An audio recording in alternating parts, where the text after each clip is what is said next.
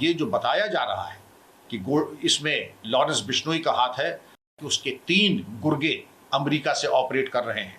Lawrence Bishnoi Gujarat में है और उसके 700 शूटर हैं। ये कह देना कि जो सलमान खान का मित्र है वो हमारा शत्रु है, ये एक चुनौती है। ये स्थिति अत्यंत चिंताजनक और भयावह है। मुंबई के पॉश इलाके में एक पूर्व मंत्री, पूर्व विधायक, जिनका बेटा भी या तो विधायक है या पहले था, और जिसने अपने जीवन भय के बारे में चिंता बताई थी। कुछ सुरक्षा मिली थी, बताया जाता है 2 कांस्टेबल्स मिले थे या वाई कैटेगरी मिली थी। उसके बावजूद अगर हत्या हो जाती है और बाहर से आए हुए 3 पेशेवर हत्यारे, जिसमें एक है धर्मराज, दूसरा है करनैल सिंह, एक हरियाणा का और एक उत्तर प्रदेश का, 9mm पिस्टल्स का इस्तेमाल किया जाना। 9mm पिस्टल्स या तो चाइना की ओरिजिन की होती हैं या फिर FM ब्राउनिंग की होती हैं। खतरनाक हथियार जो केवल पुलिस फोर्सेस वगैरह को दिया जाता है, और उसकी इतनी पावरफुल मार होती है कि कमर के नीचे भी लगे तो जिसको मारा जाएगा, अगर वाइटल पार्ट पे नहीं भी लगी तो रक्तस्राव यानी हेमरेज से भी उसकी मौत होने की संभावना रहती है।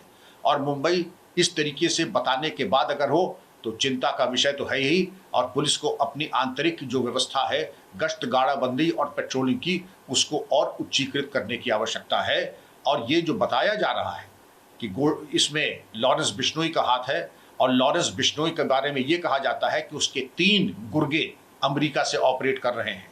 गोल्डी बरार, अनमोल बिश्नोई जो कि उसका भाई है, और एक नाम और है मैं आपको बताता हूं जो कि अमेरिका से उसको संचालित कर रहे हैं। और अगर खुलेआम NIA ने अपनी चार्जशीट में इस गैंग के खिलाफ ये लिखा है कि लॉरेंस बिश्नोई गुजरात में है और उसके 700 शूटर हैं। मैं बताना चाहूँगा इसके पहले दाऊद इब्राहिम का गिरोह ऐसे ही चलता था, और उसने जिस प्रकार गुलशन कुमार की मुंबई में ही दिन दहाड़े हत्या की थी, अबू सेलेम ने, कुछ हमें वही परिदृश्य सामने आ रहा है।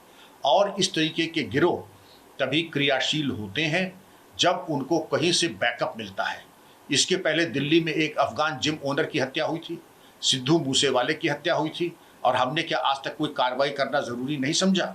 और ये कह देना कि जो सलमान खान का मित्र है वो हमारा शत्रु है, ये एक चुनौती है। और शासन प्रशासन से ये अपेक्षा की जाती है कि इस गैंग को निष्क्रिय करने के बारे में कार्रवाई करें।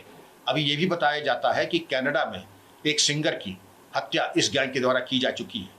तो यह तो हम कह दें कि आपने आत्मसमर्पण, जब मैं आप कह रहा हूं तो शासन प्रशासन ने आत्मसमर्पण कर दिया है, या फिर आप गंभीर नहीं हैं।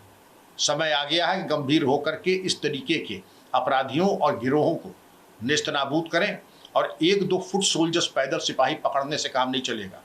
गैंग के पीछे जरूर किसी विशिष्ट व्यक्ति का या संगठन का हाथ है, क्योंकि बिल्कुल संगठित अपराध के एक शीर्षस्थ गिरोह की तरह क्रियाशील हो रहा है।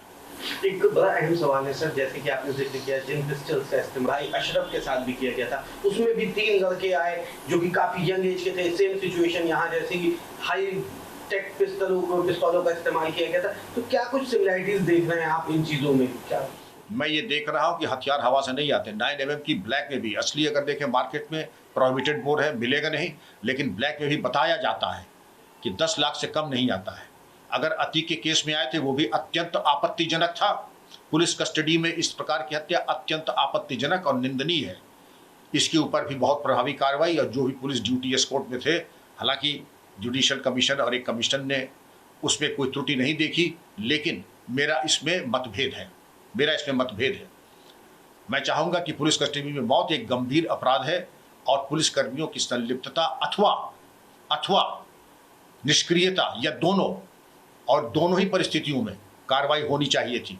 वर्तमान परिस्थिति में भी अगर इस तरीके के शूटर आ रहे हैं, आप देखें करनैल सिंह हरियाणा से, दूसरे धर्मराज उत्तर प्रदेश से, और 9mm की पिस्टल लेके मुंबई में खुलेआम घूम रहे हैं, और लोग मुंबई में जाने पर रोज़ का कितना खर्चा होता बताने की आवश्यकता नहीं है। जाहिर है कि उनको खर्चे की कोई चिंता नहीं थी। रेकी करना और इस तरीके से आक्रमण करके हत्या करना, मैं इसकी घटना की निंदा करता हूं और उम्मीद करता हूं कि इसका सफल अनावरण होगा।